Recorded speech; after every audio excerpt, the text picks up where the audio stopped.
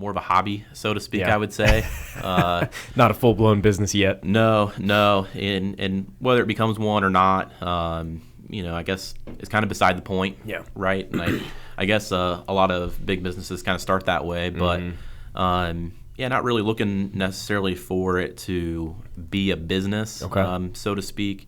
Kind of just looking more of something me and my friends enjoy. Yeah. And so had an opportunity through a cigar club that I belong to that, the cigar industry is kind of it's a very, very tight-knit group. Yeah. And they don't like a lot of outsiders. And so, anybody that's tried to break into the cigar business is keenly aware of that. Yeah. And a lot of family-owned businesses, and it's just they're very welcoming people, but don't necessarily want you stomping on their territory. Right. In a lot of cases, and so it's just a close-knit community. But yeah, so through this cigar club that I belong to, that had built up a really good reputation with many in the cigar world, kind of gave us this opportunity to kind of create a cigar brand, really. And so so we kind of started off on that, and like I said, it's been a kind of a fun hobby, because of what the owner of the club has done. He's been able to really establish a lot of relationships with factories and cigar blenders and things like that. And so these guys get, really excited. Normally when you go to a cigar shop and you look at the selection is mostly consists of cigars that can be put out on a regular basis. And so to do that, the farm and the factory has to be able to really be sure that they can produce enough of a certain type of tobacco on a regular enough basis to have enough production for this cigar blend on a regular basis. And so, like anything else, you do that enough, you're like, as someone that's a tobacco grower, they might say, well, that's good for all this, but we've got all these other things that I could do, but I just can't grow enough of it to make a product that's ongoing and based. So they have these passion projects that they want to do, but there's really no market for it necessarily. Yeah. And so so what we've been able to do, and through the club, is been able to get our hands on some of these passion projects that a lot of these blenders and growers have, and get to know them and what they do and what makes their stuff special. And so through that you get samples and the whole 9 yards. It's kind of a fun process. That's awesome. To go through. Gotta smoke a lot of cigars, don't you? Yeah, create our our labels and our brand. Yeah, it's a lot harder than what people would think to do, but we get it done, and it's just kind of a fun thing to do. And talk with the friends about coming up with names and what it's going to look like. And so, do you guys have a name for it yet? So Winter Circle. Winter Circle. The whole idea is there's been several kind of brands created out of this club called Pravada Cigar Club, and the club itself kind of put this out to a lot of its members to be able to do. And so a handful of members said, yep, we want to participate this and do this. So the whole idea in the beginning is they kind of labeled it, regional groups type of thing. And so you had these regional groups participating, got some in Texas and some really all across the country participating in this with their own cigar labels, the whole 9 yards. And so we're fortunate to be able to do that and be involved in that and be one of those. We're normally getting our hands on, these cigars from a lot of these factories and blenders would be impossible otherwise, or would take years and a lot more money than what we've put into it. Yeah. And so, so it's been fun. Winter Circle. So since it was a regional group, that's how we kind of came up with the name. We're like, well, we're all from Indianapolis here, so let's try to come up with a name that kind of rings true in Indianapolis. And so Indy 500 coming up. Indy 500's coming up, so kind of came up with the name Winter Circle, and as we were thinking about it, the Winter Circle kind of started to become even more than that as we were really thinking about the name and whatnot, because cigars are, typically, if you're not a regular cigar smoker, it's usually a celebration. Yeah.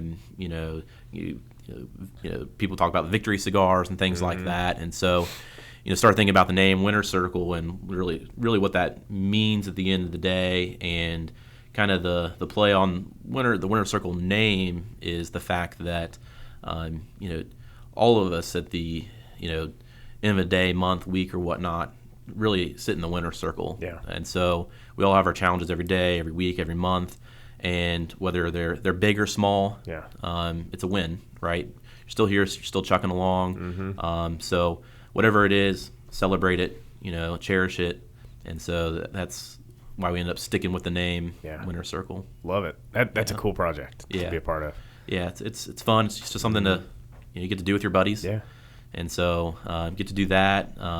Since my wife was a Marine widow, she's been a part of working with an organization called Folds of Honor. And so one of the cigars that we did was to support that organization as well. And so we put that out, and sales from that proceeds are going to Folds of Honor. Really cool. And so we've been doing that, and so just kind of fun. It's just stuff where some guys get together and. Like I said, it's just a hobby, have right? a drink and smoke some cigars. Hard work. Just have fun, Tough work, but somebody's got to do it. Yeah. So, somebody's got to do it. Yep. So that's awesome, man. Yeah, it's a good time. Yeah. Well, at some point we'll have to do like a podcast interview with some cigars and or a podcast chat and cigars and some good whiskey. Speaking of, have you ever had any Hard Truth whiskey before? Yeah. So Bloomington, we can I have like real rye whiskey. I don't know what bill they passed or whatever, but they have and I'm not paid to say this, guys. No, we're not that big yet. But no, Hard Truth whiskey, this sweet mash rye, 117 proof at Kroger. I got that the other day to just kind of celebrate a little win I had, and didn't realize it was 117 proof until I took a sip of it, and I was like, holy shit, this is strong. Yeah. It was good, but one glass, and you're like, man, tastes so good going in and then burns like hell going down. But it's good whiskey. It's good whiskey. Yeah, I'm a big bourbon fan, and I don't know. I think that as they say that the American palate leans more towards the higher proof. Yeah. If you go to other countries, they like more like the 90 proof type stuff. Okay. And so I have to say, I guess I'm an American because I like that higher proof stuff. I guess I like the burn going down. Burn, yeah. That's funny. Yeah. At some point, you'll have to create like a Winter Circle whiskey to go along with cigars too.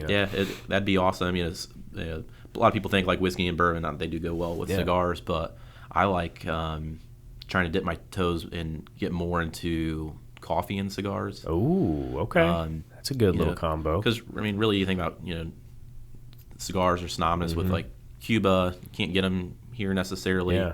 But Cuban coffee and Cuban rum are the two biggest things smoked with cigars there. Rum and cigars would go well together. Yeah, you'd be surprised at this. Yeah, the amount of spirits. Tequila, certain cigars. Yeah, there's it gets pretty culinary. I become a big mezcal fan too, because it's more like that smoky. Yeah. Oh man, we had my cousin. Shout out to Emmy. She is the sommelier. I think she's a sommelier level 2, something like that, and then also is the mixologist at City House down in Nashville. Nice. And so we went down there, got to visit her, and like 3 drinks in, I'm pretty tipsy. And the upside is to when she knows what she's doing, she creates these concoctions. No hangover the next day. And and the first drink she gave me, she's like, "What do you like?" I'm like, "Well, I like tequila." She's like, "Okay, I got something for you." And we got to try some new things she's been working on, and I fell in love with mezcal then. Yeah. And there's a cheap one we got. We were hanging out with some friends the other week. I can't remember the name of it, but it has the worm. The agave worm in it. First time I bought a bottle of tequila with a worm in it, guys. Yeah, my wife said she's going to sneak it into my food at some point, so I need to get that thing gone before she does. But apparently you have some interesting experiences when you eat the worm. Some mystical experiences. Probably because it's been soaking in tequila for a long time, but yeah. Well, maybe you'll have to try it. I don't know. Yeah, I don't think I'm going to try to eat a worm.